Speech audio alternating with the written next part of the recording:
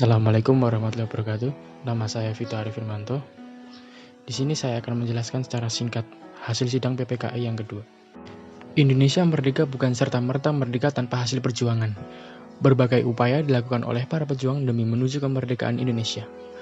Panitia Persiapan Kemerdekaan Indonesia atau PPKI atau Dutkur Sujunbui Inkai adalah panitia yang dibentuk setelah dibubarkannya BPUPKI karena telah dianggap sudah menyelesaikan tugasnya. Pembentukan PPKI berlangsung pada tanggal 7 Agustus 1945, yang beranggotakan 21 orang dan tanpa sepengetahuan Jepang ditambah 6 orang anggota yang dapat mewakili rakyat Indonesia. Tugas dari PPKI sendiri adalah untuk melakukan persiapan kemerdekaan. Wujudnya dapat dilihat dari hasil sidang PPKI. Berikut uraian hasil sidang PPKI. Yang pertama, pembentukan PPKI. Badan Penyelidik Usaha Persiapan Kemerdekaan Indonesia atau BPUPKI adalah suatu badan yang dibentuk untuk mempelajari dan menyelidiki hal penting yang berhubungan dengan pembentukan negara Indonesia atau mempersiapkan hal penting mengenai tata pemerintahan Indonesia merdeka. Karena dianggap tugasnya sudah selesai, maka BPUPKI dibubarkan dan digantikan dengan PPKI.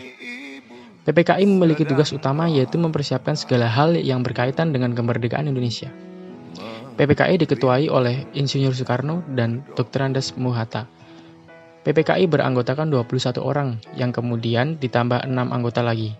Di antaranya meliputi Ahmad Subarjo, Otto Iskandar Dinata, Dr. Supomo, dan Rajiman Weddiodiningrat. Setelah selesai pembacaan teks proklamasi pada tanggal 17 Agustus 1945, PPKI melaksanakan sidang di hari berikutnya. Sidang PPKI dilaksanakan sebanyak 3 kali, yaitu pada tanggal 18 Agustus 1945, 19 Agustus 1945, 22 Agustus 1945. Nah, dari hasil sidang PPKI yang dilaksanakan sebanyak 3 kali, menghasilkan berbagai keputusan penting. Di antaranya adalah pengesahan Undang-Undang Dasar 1945, pengangkatan Presiden dan Wakil Presiden Indonesia yang pertama, pembagian wilayah Indonesia menjadi 8 provinsi, dan pembentukan Komite Nasional Indonesia Pusat. Berikut adalah hasil sidang PPKI pada tanggal 1945, yaitu sidang yang kedua. Yang pertama, ada membentuk pemerintah daerah menjadi 8 provinsi. Indonesia terdiri dari 8 provinsi, dan tiap provinsi dipimpin oleh seorang gubernur sebagai kepala daerah. Provinsi Sumatera dengan Gubernur Teguh Muhammad Hasan, Jawa Barat oleh Sutarjo Kartohadikusumo, Jawa Tengah oleh Raden Panji Suroso, Jawa Timur oleh R.A. Suryo, Sunda Kecil oleh I Gustu Ketut Pujasuroso, Kalimantan oleh Insinyur Pangeran Muhammad Noor, Sulawesi oleh J. Ratulangi, dan Maluku oleh Dr. Latur Harari. Yang kedua, pembentukan komite daerah. Setelah Indonesia dibagi menjadi 8 provinsi, kemudian dibentuklah komite nasional di tingkat daerah tiap-tiap provinsi. Yang ketiga, membentuk 12 kementerian hasil sidang PPKI dan 4 menteri negara.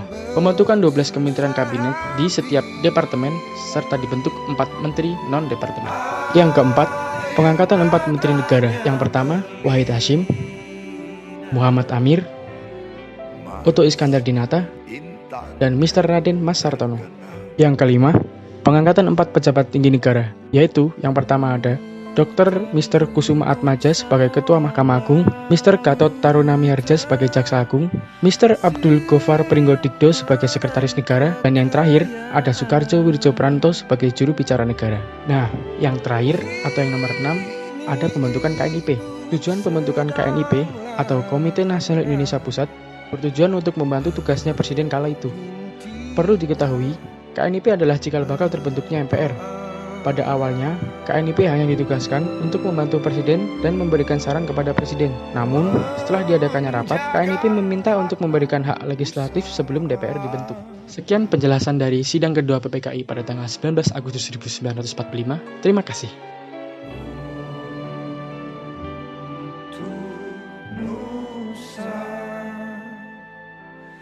Dan